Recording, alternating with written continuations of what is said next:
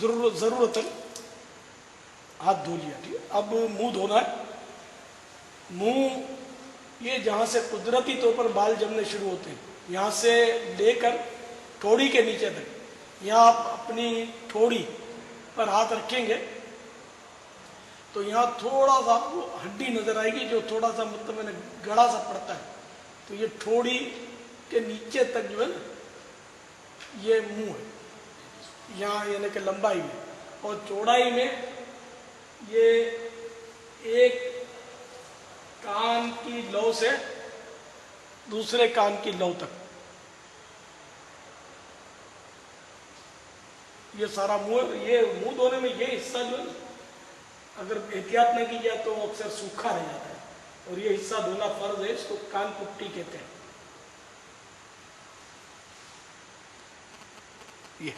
یہ سوکھا نہیں رہنا چاہیے, اور خالی گیلا ہونا کافی نہیں ہے, ہر جگہ سے 2 قطرے بہنا فرض ہے وضو کا. اگر ایک قطرہ بہہ گیا تب بھی وضو نہیں ہوگا, تو خالی گیلا ہو گیا تو وضو کیسے ہوگا. دھونے کی تعریف یہ بس ذہن نشین کر لیجئے, دھونا جبھی کہلائے گا کہ 2 قطرے بہہ گئے. اب 2 کے 10 بھی بہہ گئے تو وہ دھونا ہی کہلائے گا, لیکن کم از کم 2 قطرے بہنا ضروری ہے. مستحب یہ ہے کہ ایک ہی چلو میں پورا منہ کا جو رقبہ میں نے عرض کیا وہ دھل جائے. اگر ایک چلو میں نہیں دھلتا تو زیادہ چلو میں بھی دھونے میں حرج نہیں ہے. مثلا یوں دھویا, پھر بے شک یوں دھویا, پھر یوں دھویا, اس کے بعد تھوڑی کی طرف بھی بے شک پانی ڈال دیں. اب اطمینان ہو گیا جب, تو اب یہ ایک بار دھلا, پھر اسی طرح دوسری بار, اسی طرح تیسری بار, تو یہ 3 بار دھلے گا. 3 بار دھلنا کہلائے گا. بظاہر تو 12 بار ہوا, لیکن یہ 3 بار ہی کہلائے گا, کہ جب تک اطمینان نہیں ہوا تو وہ ایک ہی بار وہ دھلنے میں آئے گا. اگر داڑھی گھنی ہے تو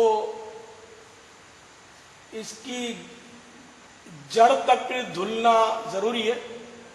کھال دھلنا وضو میں فرض نہیں ہے, کھال دھلنا نیچے کی غسل میں فرض ہے.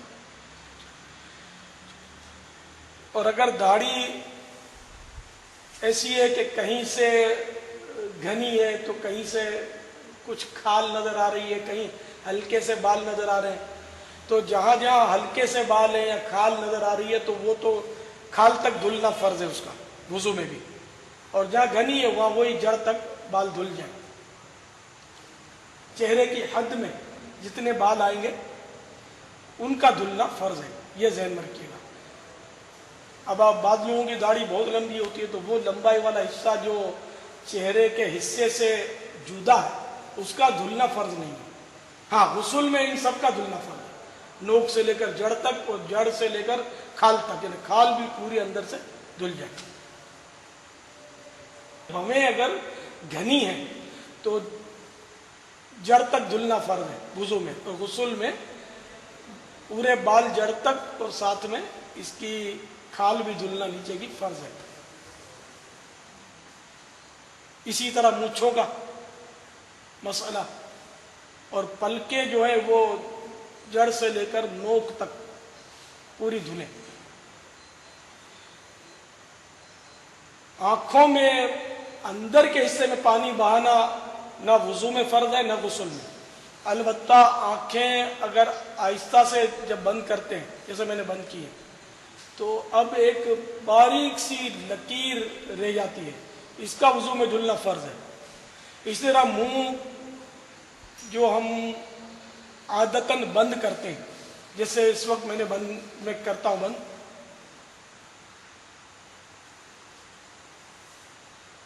بند کرنے کے بعد جو حصہ کھلا رہتا ہے, جیسے میں بند کر کے آپ کو دکھاتا ہوں,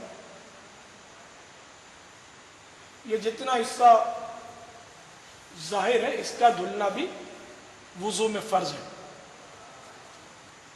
اور داڑھی ہو تو خلال کرنا سنت ہے. اب میں آپ کو منہ دھو کے دکھاتا ہوں. بسم اللہ الرحمن الرحیم. اس میں بھی دھیان رکھیے گا کہ ہر کام میں کہ پانی بے جا صرف نہ ہو, یعنی اتنا زور سے نل کھولنا کہ وہ دھڑا دھڑ پانی चुल्लू से नीचे गिर रहा है और फिर आपने उठाया, नहीं, इतना नल खोले कि वो मुतवस्सित, न बहुत ज्यादा बारीक हो कि भरे ही नहीं और आज़ाद धुले ही नहीं, न इतना जोर से टूटी खोले कि पानी धड़ाधड़ बहता रहे।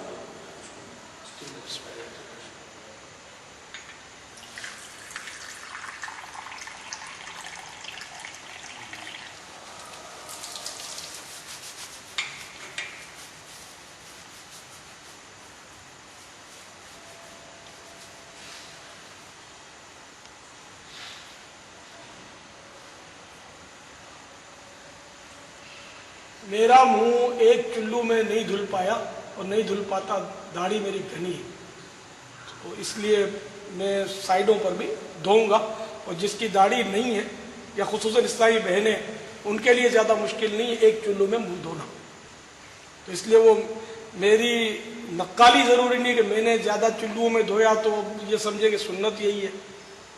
मेरे लिए बहरहाल ये कि मुझे हाजत है कि मैं 4 बार में एक बार धोऊं, और आप एक बार में एक धो सकते हैं तो एक बार में धोए के मुस्तहब यही है।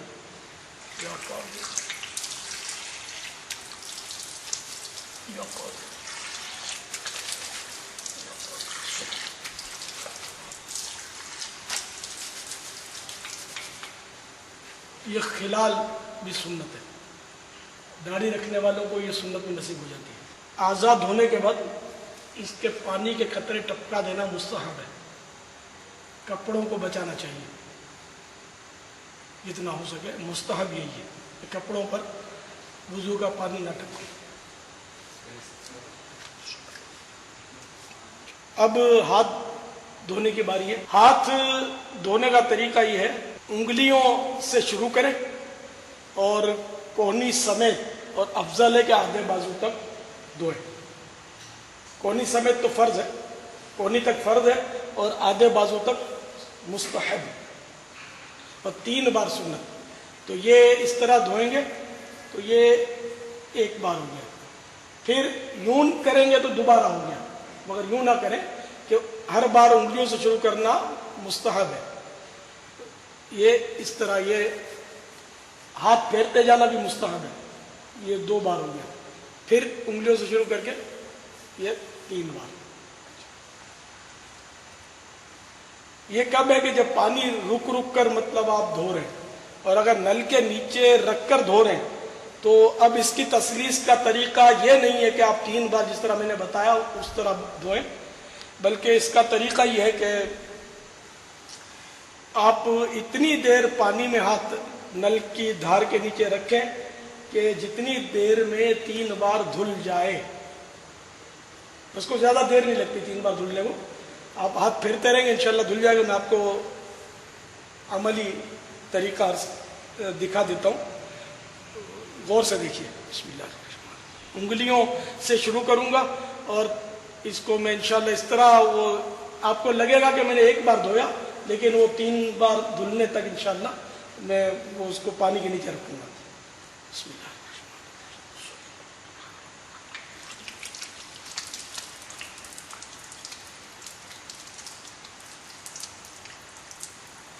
अल्हम्दुलिल्लाह, ये 3 बार आधे बाजू तक धुल गया। अब उल्टा हाथ भी इसी तरह धोना है।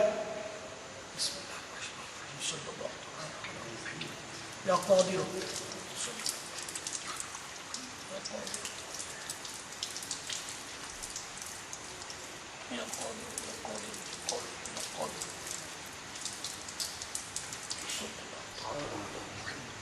या क़ादिर। ये मुस्तहब है कि इसके पानी के कतरे टपका दिए जाए। कि बाज़ लोग हाथ धोने के बाद इस तरह चुल्लू में पानी लेकर फिर इस तरह 3 बार करते हैं, हाथ धोने के बाद करते हैं। ये तरीका बिल्कुल गलत है, इसका कोई सुन्नत से ताल्लुक़ नहीं। हाथ धोने के बाद करना, और पानी भी इससे इसराफ ही होगा।